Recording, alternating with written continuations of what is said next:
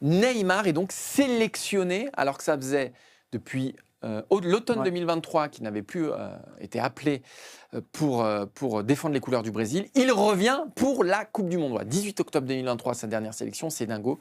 Maxime, qu'est-ce qu'il fout, Carlo Ancelotti, là? Qu'est-ce qu'il nous fait? Ça dit quelque chose déjà du réservoir brésilien, qui est quand même, non pas à sec, mais très épuisé. Je me suis amusé à regarder évidemment des Brésil, des sélections, des Coupes du Monde précédentes. Même des fois, quand on avait l'impression que le Brésil était déjà asséché, franchement, il y avait quand même du réservoir. On se disait, avec le recul, c'était pas si mal. Moi, je ne vais pas aller, parce que là, il y a toutes les théories, mais oui, les sponsors, etc. Non. Je pense qu'en fait, Ancelotti. Je pense que Ancelotti, pour moi, était complètement coincé.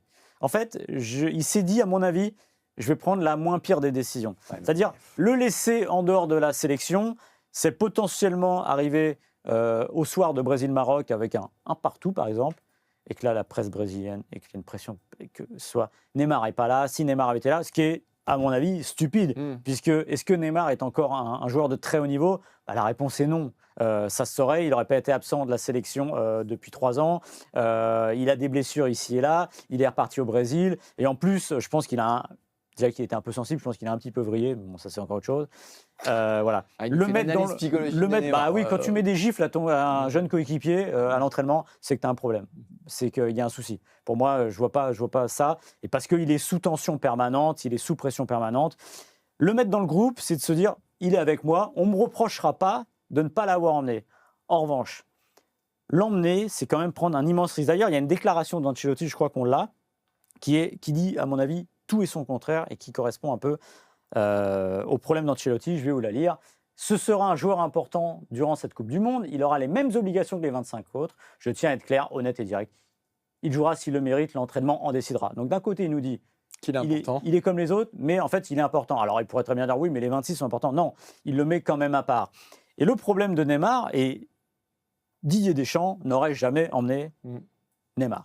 Ça, c'est sûr. Parce qu'il va falloir voir maintenant le pouvoir qu'il va avoir dans le groupe et de la manière. Alors, on sait que les joueurs ont dit il faut que Neymar vienne, etc. Bah oui, ils sont jeunes. Et puis les joueurs, ils ne vont pas dire le contraire. Vous imaginez un joueur qui dise non, je ne veux pas qu'il vienne, ça n'existe pas. Donc en plus, c'est intenable. Parce qu'en plus, Neymar, il y a quand même cet affect. C'est normal. La Coupe du Monde 2014, c'est vraiment le crève-cœur où il est très bon, où il se blesse contre la Colombie.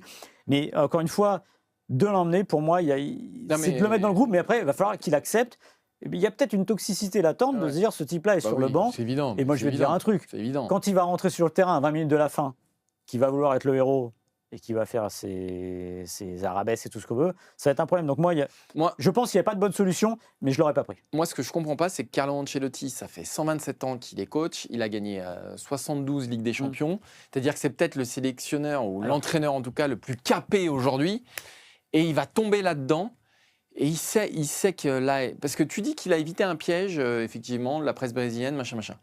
Mais enfin bon, si Brésil-Maroc, il y a 0-0, qu'il a mis Neymar sur le banc, que Neymar n'est pas rentré, il va se faire défoncer de la même façon. Mais là, il rentrera. Ouais, mais 0-0 sur le terrain. Il va se faire défoncer de la même façon. En fait, quand tu vois la réaction des Brésiliens au moment où ils ont appris la sélection de Neymar, c'est délirant. Tu te dis qu'effectivement la marge de manœuvre d'Ancelotti, elle était réduite, mais tu te dis surtout qu'en fait le Brésil met tellement d'espoir dans Neymar qu'Ancelotti, en l'amenant, il fait que repousser le problème. C'est-à-dire que si tu dis je l'amène pas, le Brésil va être déçu, ils vont être effondrés, mais bon, tu pars au moins en Coupe du Monde.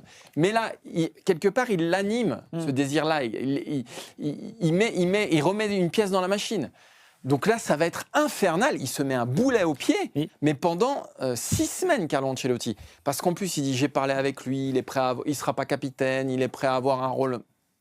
Mais quand il voit ce qu'il génère au Brésil, tu crois vraiment que le mec va se dire non, mais moi, je suis un gars comme les autres. Mais regardez sa réaction à lui. Il est trop à fleur de peau. Et puis la réaction de tout le Brésil. C'est-à-dire que le Brésil sait pertinemment qu'il a une équipe en bois.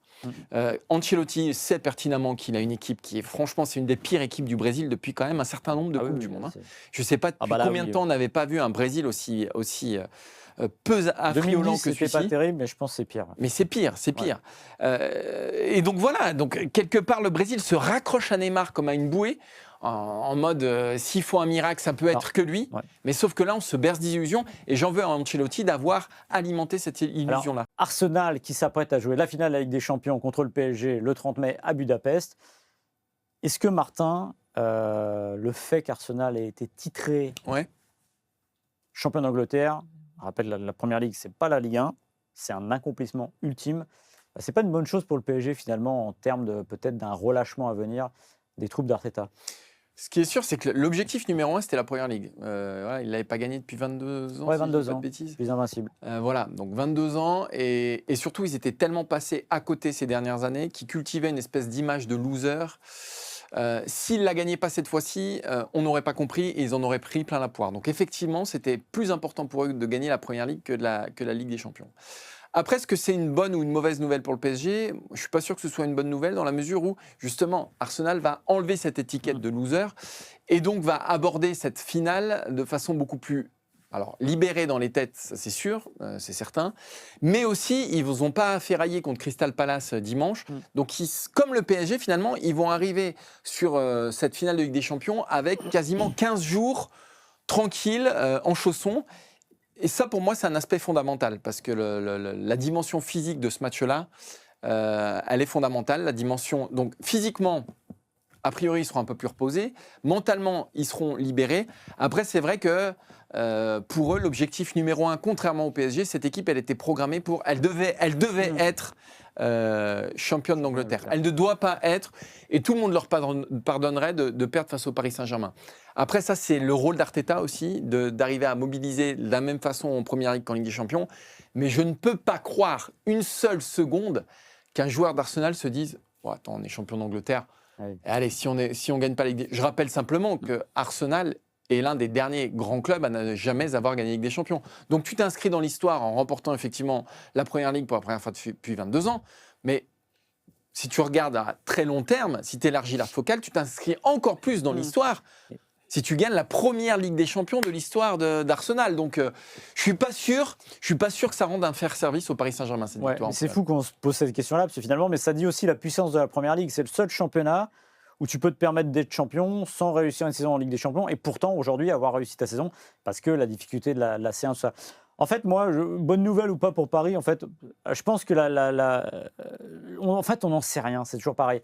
On peut tirer des conclusions là-dessus, dire, bah là, ils vont être libérés, etc. Une chose est sûre, c'est mieux qu'il n'ait, c'est moins bien pour Paris que Arsenal ait gagné le titre, parce que s'il l'avait perdu, il y aurait eu ce côté ruminé d'arriver à Budapest en se disant purée, l'étiquette de loser, on l'a pas retirée, comment on va faire ? Là, on joue contre Paris qui écrase tout, qui impressionne, etc. Donc se dire bon, ça va mal se terminer. Là, au moins, ils sont libérés, ils ont 15 jours en plus pour préparer. Ils ont fait la fête dès lundi dernier. Ils ont eu le temps de digérer. Ça va être la fête pour la dernière journée de Première Ligue. Donc, ils vont arriver frais et dispo. Et je pense que oui, pour le coup, c'est bien. Et justement, c'est intéressant pour cette finale parce qu'on va avoir deux équipes finalement qui ont accompli à peu près tout ce qu'ils avaient à accomplir et qui se retrouvent face à l'histoire. Et comme tu l'as dit, c'est vrai qu'Arsenal, c'est la petite anomalie. C'est une équipe qui n'a toujours pas gagné la Ligue des Champions et qui n'a joué qu'une finale en 2006. Donc, en plus, c'est pas un habitué sur ces hauteurs-là. Donc voilà, l'Atlético Madrid a joué plus de finales de Ligue des Champions qu'Arsenal, par exemple, ce qui paraît un peu... C'est peut-être les deux dernières grandes équipes qui n'ont pas gagné la Ligue des Champions. Atlético, je les mettrais quand même en dessous, parce que c'est plus récent, on va dire. Mais en tout cas, oui, c'est vrai que ça fait anomalie, comme Chelsea était la première équipe londonienne à gagner la Ligue des Champions.